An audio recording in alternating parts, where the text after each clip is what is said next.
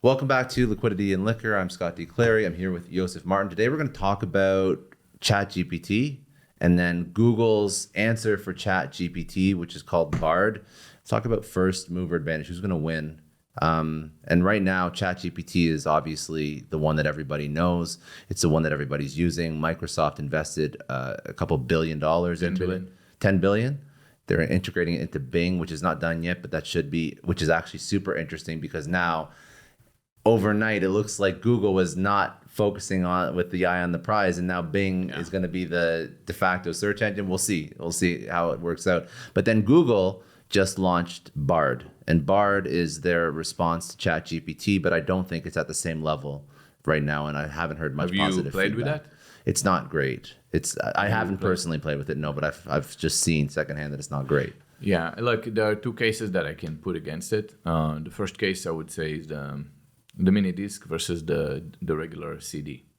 So the CD came first, and everyone jumped and bought the CD players and started using CDs.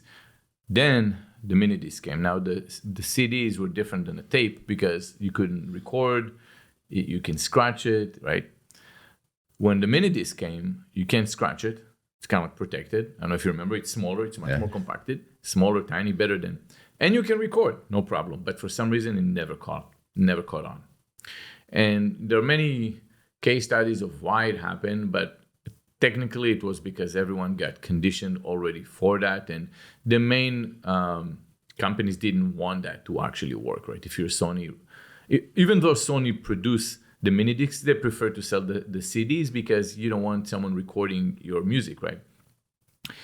But it was obviously there. If you would walk into Best Buy at the time, you could have bought it.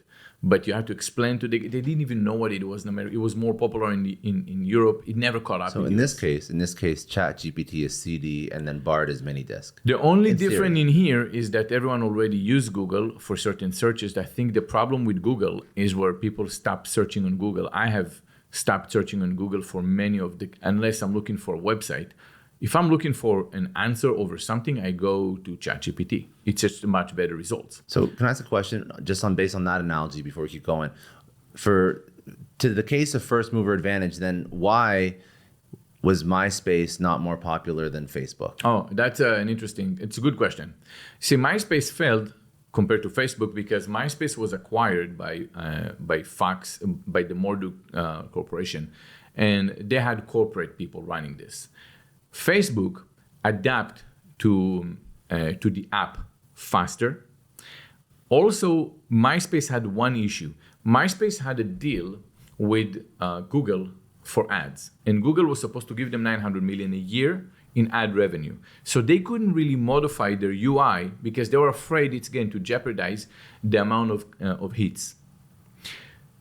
Facebook didn't have any obligation for anything. In fact, they didn't even try to make money at first. They were just trying to optimize the experience. Who do you think is going to win? Of course, yeah, right? That makes sense. So that was their cases. But now on the other side, when you look at ChatGPT, if Google is running out of time, if Google is going to come up with something somewhat decent, but opens for everyone, because right now it's not open for everyone, then they're going to win. If they're not coming, because yes, ChatGPT works, but I still have to log in right now. It's a process. I can't really use it on my phone that easily right now. It's not so exact, and everyone's using it, and there's a load issue, and every so often it doesn't work. I paid for premium immediately though. Yes. I got premium the second it came out. And it's still not perfect. It's not perfect. It's not perfect. But ideal is that if you get it for free on Google, where you search, and it gives you what you want, even if it's not perfect, you would still say, well, but can I just type in without logging in, without any of this, without paying anything? If they do it fast enough. I don't think they were ready, but who knows, right? I feel like Microsoft saw the opportunity to say, okay, all this time we were there taking 2% of the searches with Bing. Let's put $10 billion, make it work better, put this on our system, and now Bing is going to be the next thing. I don't know how long it's just a momentum. If they're going to seize the moment, yes, we might see, because there is no point of searching on a regular traditional search engine. That's a change. That's pretty much, it's going to be for me like iPhone versus the BlackBerry, where when the BlackBerry just didn't understand apps. And the iPhone came with apps, and they said, well, okay, goodbye. People just didn't see it at first. They thought it's a little bit easier because of the way you type. But technically, when you have no apps in it, over here, the answer is with a person, not with a machine that gives you results that you have to find and dig into the right result. I actually was even curious if Google's going to just try and incorporate search, because Microsoft is trying to use ChatGPT in Bing, but the way that I use ChatGPT is actually as like a business augmentation tool or a marketing augmentation tool. I mean, now writing copy, a first pass on a blog paragraph, if I'm really tired and I can't put a lot of creativity into it, I'll ask ChatGPT to write out a blog post, and then I'll go in and I'll edit it because there's like a template to work from. Even social captions, first passes on copy for websites, landing pages, emails. It just removes a lot of like that writer's block that you first get. So it's like, it helps you just speed up all of your creative efforts, and then you can turn it into... Well, I mean, they did this right. I mean, they put the search and then they put chat. Yeah. Right. So Google is going to do the same because they're working. I'm sure that Google is looking at the UI that Bing does right now, and they said, okay, well, at first adapt to that. Yeah. And then move on from there. And then if it would be nice too, like make it better. I see the search option being obviously very, very useful because it's a better search tool. But also, like, again, then you have like the ability to bring in other AI tools like what's the one that allows you to automatically create graphics and images like from scratch. So there's a whole bunch of different They're ones. using a lot of DALL-E or whatever, but there's a whole bunch of them, and I just think that like the actual business opportunities, you have things to capture the search market, which is huge, but then you have all these other business use cases that I actually think will be the most useful like application for AI. It's just basically turning the human worker into a superhuman. And I think that if they understand how to deploy that properly, then you're going to see businesses adopting it. It would have much more. I mean, I can tell Spreadsheets, you that creative, it would be keywords, codes. like You don't need coders today. I spoke to my project that I do with my friend. And every time he was looking for coders, I said, you understand you can use ChatGPT right now, and you can just say, write me a code for an API integration with. And anyway, now we start working with that.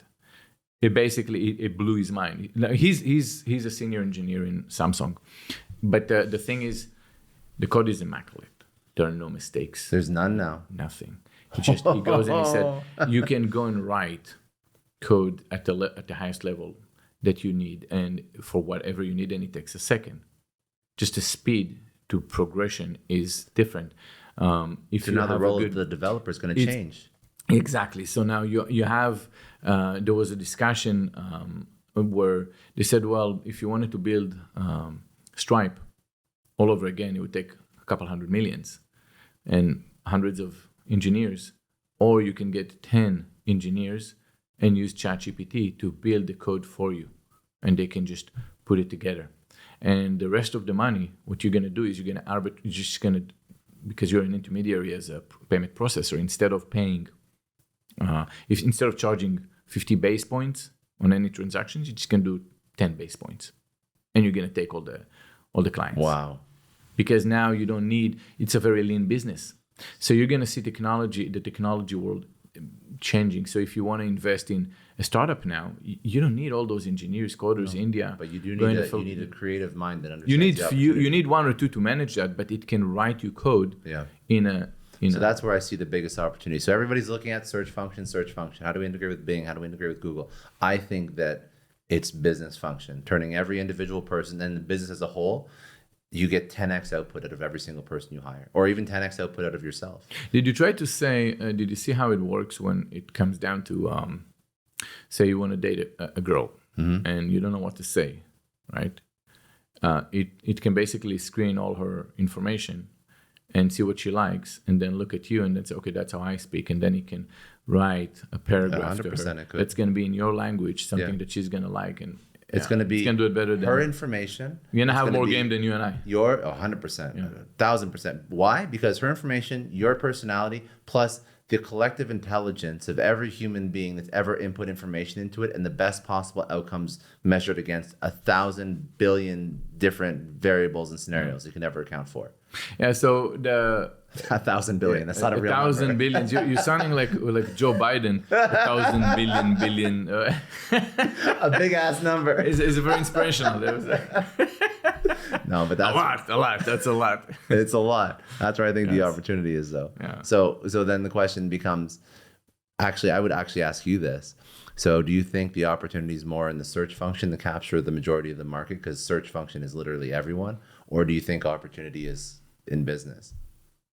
Well, I mean, business is a small percentage. Search is first, right? There are more searches right now than anything else, but the adoption for business would be slower than a search. I want to search something, like let's just say it gives you the end results. If I wanted to write a paper right now about the Lincoln-Douglas debate in 1857, right? I need to go and Google and read and all that, or I can just go and say, can you write me 350 words about the Lincoln-Douglas debate in my language? There's just much more. I mean, if you look at gamers, I feel like if you look at YouTubers, they say, well, I want to write a paper. I want to write a paper about anything, right, related to YouTube. Just give it to me in paper. So ChatGPT can actually go and listen. There are plugins for that already. There's an app for that. So they go in and they said, this is the video that I want on YouTube. It would right away gives you all the summary written down of everything they say.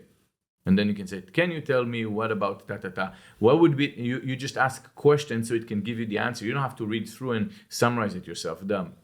The ability for people, when we were kids, we would read a book and then we would have to highlight all the important parts. Then we would have to know how to summarize bullet points. So then we go to the test and we remember that, right? So now it's going to be more, can you explain to me again? And you can just speak to a person and he can tell you that, and you can go. You don't have to go through all that iteration. And many of us, you would look at some people that summarize 80% of the content was highlighted. It's like you're not doing it right.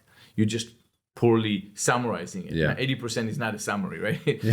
So then there's some over here. It's going to do it for you. So I feel like people are not going to know how to like the next generation is not going to summarize information the same way like my generation. But that's going to be the same as our generation with a calculator versus before. Exactly. It's going to be the exact same. But it didn't make people dumber. It just made made them better in something else. Yeah. They took that part because that was already working for them. TikTok makes people dumber. But that How could you say that? Don't piss off the Chinese government. No, but I think that it depends on your feed. Yes. If you look at my feed and you look at other people's feed, some people's feed is ridiculous. Like, why would you even care about those stuff? Why would you listen? Come to my feed and it's going to be all of money talks information that makes you listen to. I think that one of the things that would waste your time, and we're talking about different subject on TikTok, if you want to get smarter, get information coming to you. Don't get motivation coming to you. Enough with motivational talks, guys. Just that's the next one. No, that's a conversation for another day. That's enough. You're right. All right, guys. Yeah, we're not giving you another one on this. Good. All right. Okay, that's it for today. If you enjoyed, please subscribe on YouTube. If you enjoyed this podcast, you can download and listen to it wherever you get your podcasts or on liquidityandliquor.com.